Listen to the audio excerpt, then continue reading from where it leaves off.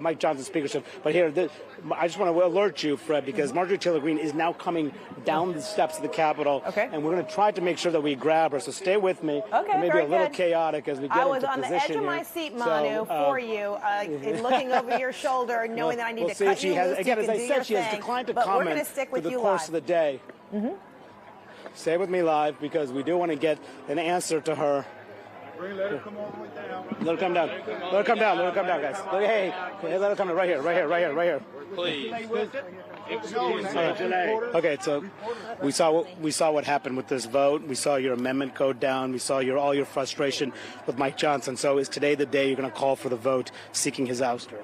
I'm actually going to let my colleagues go home and hear from their constituents, because I think people have been too obsessed with voting for foreign wars and the murder industry here in America to actually understand how angry Americans are. When you have the strongest, loudest voices in the Republican movement and grassroots, furious, calling for Mike Johnson to be vacated. The people here, my colleagues, have not heard the message. So I'm looking forward for them to go home and hearing from the folks back at home. But this is the sellout of America today. When we had members of Congress in there waving the Ukrainian flag on the United States House of Representatives floor, while we're doing nothing to secure our border, I think every American in this country should be furious. Who's going to vote for these people? How can you vote for these people? They don't serve our country. Republicans deserve to call a vote on a motion to vacate eventually. I don't think you were listening very well. No, you said you wait for your constituents, but will you ever call for a vote? But I mean, given what you said, do Republicans deserve to be in the majority? That's up to the people, because this is the third betrayal by Mike Johnson. He delivered a two-part omnibus, funded the Department of Justice, 91 federal indictments against President Trump, funded the FBI that raided Mar-a-Lago, gave him a brand new FBI building, funded Joe Biden's open border policies that are killing Americans every single day. Then he reauthorized FISA that spied on American citizens, spied on President Trump's campaign, and he voted against the warrant requirement, the same warrant requirement that he was for 6 months ago. And then he did this bullshit in here on the House floor, foreign war package that does nothing for America. It's unbelievable. I'm thankful that America gets to see who this man is. I'm thankful that America gets to see who the people that voted for this is, because this is the only way it's going to change. People have to see the truth. Why is this fight against Russia not worth it? Based on what you just said, are you waiting to see if there will be more support in your conference before calling a motion to vacate? There is more support. It's growing. I've said from the beginning, I'm going to be responsible with this. I support my majority. I support the majority next time. I do not support Mike Johnson. He's already a lame duck. If we had the vote today in our conference, he would not be speaker today. He's already a lame duck. He can't raise money. Everyone knows it. We know we can't win the majority next year without raising money. He can't be speaker. He doesn't have the vote. This is the process that just has to happen. Are you going to talk to Are you going to raise this with Donald Trump? What are you waiting for to drop this motion? This was the last big legislative push before September, something that you have been against for months now. What are you waiting for on triggering this motion? You know, there's some people that are rash and irresponsible and do things like what happened last time. I'm not that person. I didn't come here to Congress to actually hurt our institution, hurt our majority. I'm handling this the right way, and so I'm allowing the process to happen. The American people are going to have their way. Our voters are going to make their voices heard to my colleagues in the party. And like I said, the vote was held today. Mike Johnson is a lame duck. He's done. He's done. Are you going to talk to Trump about this? Are you going to bring this to Trump? Are you going to bring it up to Trump? President Trump watches the news. I'm sure he knows what's going on. He says of Ukraine aid, Congressman, do you think President Trump could have been clear? He was not very clear about this bill regarding Ukraine aid. Please stop. Please stop. Could you chill out? Why this fight against Russia isn't worth it? Do you think President Trump could have been clear about Ukraine aid? Okay, I'm sure. For nothing. Ukraine is not even a member of NATO.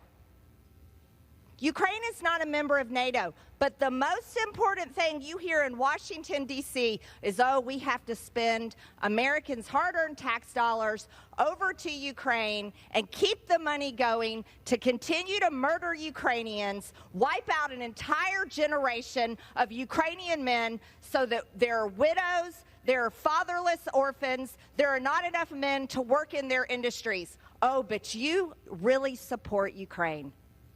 Wow, what kind of support is that? It's repulsive. You know, shame on the American government. 2 minutes. Thank you, Mr. Speaker. I want to focus on one argument of the sponsor of this amendment, who's basically saying that if we pass this bill, we are advocating the killing of Ukrainians. That is a uniquely demented way of looking at this war. Putin invades. Putin, as we speak, is bombing and killing Ukrainian civilians. And the only thing that is reducing the number that he can kill is the Ukrainians' ability to fight back. So to look at this from a pure Russian propaganda standpoint, they invade, they bomb, they kill, and it's our fault for helping the Ukrainians defend themselves. That is the argument here against supporting Ukraine, and it literally makes no sense. If you want peace, give the Ukrainians the strength to stop Putin. He is the one that will not come to the bargaining table right now because he thinks he's winning. He thinks he can go all the way to Kyiv. He thinks he can take the whole country. If we give the Ukrainians the ability to stop him, that forces him to the table. It makes no sense to say that giving the Ukrainians the ability to defend themselves is what's killing them, when it is very clearly the Russians that are killing them. And I would also note that no president has added more to the deficit in one 4-year, or the debt, sorry, in one 4-year term than President Trump. And I didn't hear a single Republican complaining about the debt or the deficit during that period of time. The Ukrainians need our help to bring peace, to stop Putin, to stop what he is trying to do. Also, to Ms. McCollum's point, this also helps our industrial base. We face a dangerous world between Russia, Iran, China, North Korea, all of whom are working together, by the way. If we don't help Ukraine stop Russia, that helps Iran, that helps China, that helps North Korea. This is about our national security, which I am quite confident that whether asleep or awake, the American people also care dearly about. Please defeat this amendment and support Ukraine and support United States national security interests. Thank you. I yield back. Gentleman yields. You know, sometimes when you find out the truth, I just need 60 seconds of your time to tell you something. When I was growing up, there was a series on TV called The Mr. Men. We need to add a new character, Mr. Desperate. Mike Johnson is beyond desperate.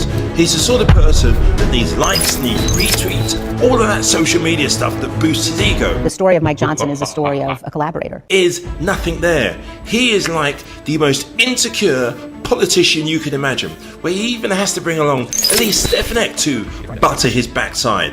His policies are here, there and everywhere. He says whatever he thinks he needs to get the attention of the former guys.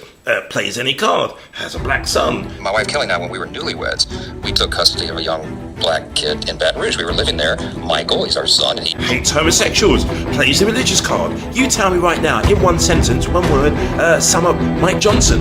Oh, that one's easy. FOS. Will you have a better description? Well, good afternoon, everyone. The House has worked its will. These are not normal times here in the House or around the world, as we all know, and we had a disturbance here on the House floor just a bit ago. I just want to say simply what I think most people around the country understand and agree. We should only wave one flag on the House floor, and I think we know which flag that is. I said these are not normal times. They're not. The world is destabilized, and it's a tinderbox. It's a dangerous time. Three of our primary adversaries, Russia and Iran and China, are working together, and they're being aggressors around the globe. And they're a global threat to our prosperity and our security. Their advance threatens the free world, and it demands American leadership. If we turn our backs right now, the consequences could be devastating. So this afternoon, the House acted, and we sent over to the Senate, and it will be transmitted shortly, our supplemental national security legislation. And make no mistake, this is not a blank check like the Senate supplemental bill was. This is very different. Instead of taking the path of least resistance and bringing up the Senate supplemental on the House floor, or just allowing a discharge petition to pursue, which would have had the same outcome, we gave our members a voice. We gave them a chance. We gave them a better process and ultimately a much better policy. Unlike the Senate's blank check, the House legislation has a number of very important features. It provides for greater accountability over Ukraine aid. It forces an endgame strategy for the Ukraine war. It includes a loan instrument of this foreign aid to Ukraine and the Repo Act to ensure that Russian assets pay for part of the bill. And unlike the Senate's bill, the loan system itself is a House innovation and allows for much needed insight. Now remember that 80% of the Ukraine funding will go to the replenishment of American weapons and stocks and our facilities and our operations. It also includes tough measures and sanctions on Iran and Russia and China, which most of the American people understand is a necessity and a very important thing. Our process in the end ensured that each member was able to consider the individual supplemental elements on their own merits, which is exactly how the House is supposed to work. I know there are critics of the legislation. I understand that. It is not a perfect piece of legislation. We're not ensured that in a time of divided government and in a time where there are lots of different opinions. But there is no question whatsoever that the House has made many strong improvements to the Senate bill, and the product that we've sent over there is much better. This package, I will note, because it's very important, also includes national security priorities, and many of them, but it is the only way that we could have gotten Democrats to support aid to Israel, and that's a fact. There is a lot of misinformation out there about the bill, and I just want to make one point about one issue that has been drawn a lot of attention, and that is, could any of this funding go to Hamas or to terrorist organizations or what have you? And we put safeguards in the legislation to ensure that UNRWA is not funded, the UN agency that included terrorists who participated in the October 7th attack on Israel. We've also have language that prevents it from going, any of the funding going to Hamas or any other bad actors. That's a very important element of oversight. Congress takes the oversight very seriously, and we will continue to keep an eye on every dollar that we are using and investing at this time. I've said it very simply. I'll say it once again. It's an old military adage, but we would rather send bullets to the conflict overseas than our own boys, our troops. And I think this is an important moment, an important opportunity to make that decision. We allowed the House to do that, and I expect the Senate will make the same decision. One or two questions. What is your message to those? You're being asked to resign. Will you Jeffries about that, and do you plan to if it's brought? No, listen, as I've said many times, I don't walk around this building being worried about a motion to vacate. I have to do my job. We did. I've done here what I believe to be the right thing, and that is to allow the House to work its will. And as I've said, you do the right thing and you let the chips fall where they may. So I will continue to do that. In the world that you've made a brave step, but at the same time, why it took too long for aid to Ukraine, and maybe too long. Why you decided to do it right now? Listen, the House had a lot of important work to do here. We had to get the government funded in our appropriations process. We had to reauthorize the Foreign Intelligence Surveillance Act. We had a lot of important measures that had to be done, and we got to this as quickly as we could. This is an important matter. I think it's timely. I think you've heard from leaders around the world, including in Ukraine, that this is being done on a timely basis, and the House had to have the time to deliberate and do this in the right manner. I think we did our work here, and I think history will judge it well. You don't have to be afraid. This weekend, Trump went crazy on social media. Sounds about normal, right? But this time, he was targeting the judges overseeing his criminal and civil trials, asking, how many judges do I have to endure before somebody steps in? Somebody steps in? To do what, Donald? To attack the judges? To kill them or their families? He told a violent mob that attacked the Capitol, be there, we'll be wild. We're going to walk down to the Capitol. He told the Proud Boys to stand by. Stand back and stand by. He told us these were good people in Charlottesville. Very fine people on both sides. Now, he's putting the lives of these judges and their families in danger. He knows that his followers are just waiting for the signal. So when the attack comes, you'll know who ordered it. We've said that Donald Trump is corrupt. We've told you he's an authoritarian. We've said that he's dangerous. But we've never said he doesn't know exactly what he's doing.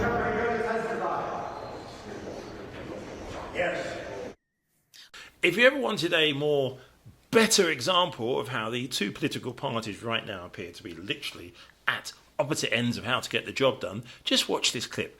You have one person, Tom Sussman, I think, is being a representative, talking about policy, and some shouting, screaming clown who's, Trumpy Trump. What a surprise. Thank you, Mr. Chairman. Mr. Swansea is recognized. Thank you, Mr. Speaker. Mr. Roy, the histrionics and the hyperbole are not working. You just said so yourself. It's not working. We're about to pass. It's not working. It's not working. The bottom line is... The gentleman will suspend. House will be in order. The bottom line is that This is pretty incredible. Research and focus groups happen in so many different areas of life. You would actually think from pollsters, when they're doing some research into people's political habits and thoughts, the number one thing that would happen is you would listen to what the person whose political opinion is probably different from yours, who you may disagree with. So at least listen to what they got to say before you start shouting and screeching back and talking all over them. But no, it's not what's going on right now with the Trumps. They just don't want to know. Was Obama. I couldn't stand to watch that guy. He just looked down on top of everybody. Trump will get down in the dirt and work with you. So Obama you would never have done that.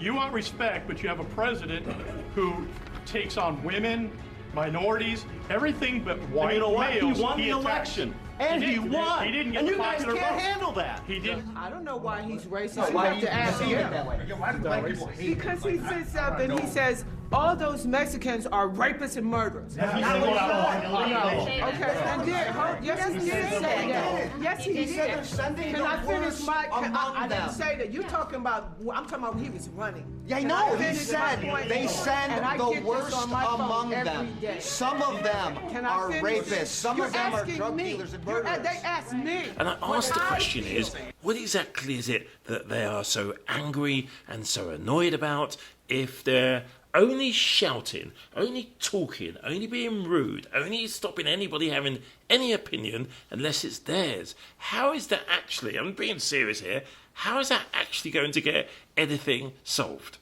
Is our democracy in danger of failing? Raise your hands if you say yes. Wow, I'm shocked at how many. Does anyone here, by a show of hands, think our democracy is truly strong? You got two people, that's it. Two hands. We're in trouble. We're in trouble. I don't know what to do about it. This is my craft. This has been my trade for the last 30 years. Mm-hmm. I've been seeing this get worse and worse. 74% of Americans now say they're mad as hell and not going to take it anymore. 83% say we're more divided than we've ever been. Even people 65 and older, old enough to remember the killing of Martin Luther King, Bobby Kennedy, our cities burning down. They say this is the most divided it's ever been. They're mad as hell. They're not going to take it anymore. You said, what, 74%? But why are they mad? Can they articulate why they're mad? Yes, they believe they've been ignored, forgotten, and the worst of all, betrayed. And I'm paying attention to the words and phrases they use because the stronger the language, the greater the anger.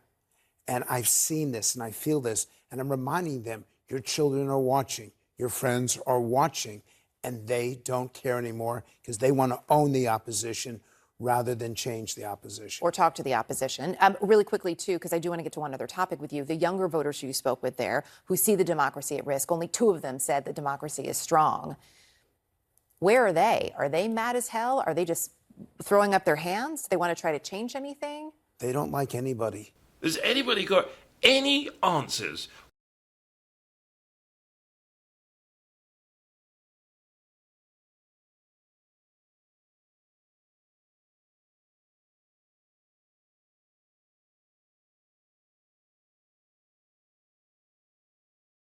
And even though it's total chaos, a real mess that even the emergency services would probably struggle trying to work out where to start with, fear not, it's going to be okay.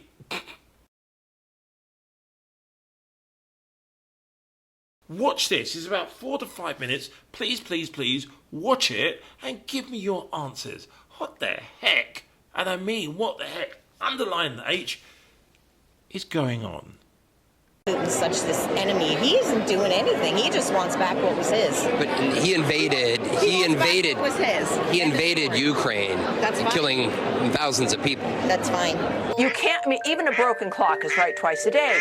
This guy has got to work at, and his handlers have got to work at being wrong all the time. So now you've got, of course, we see this war between Israel and Iran, Russia and Ukraine, and North Korea's looking for some attention, God help us. China's eating our lunch.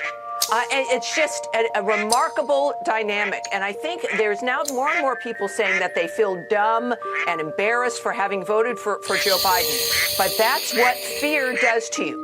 This is why it was this demonizing of Donald Trump, trying to make you think that the world is going to end. And lo and behold, the world did end because of Joe Biden.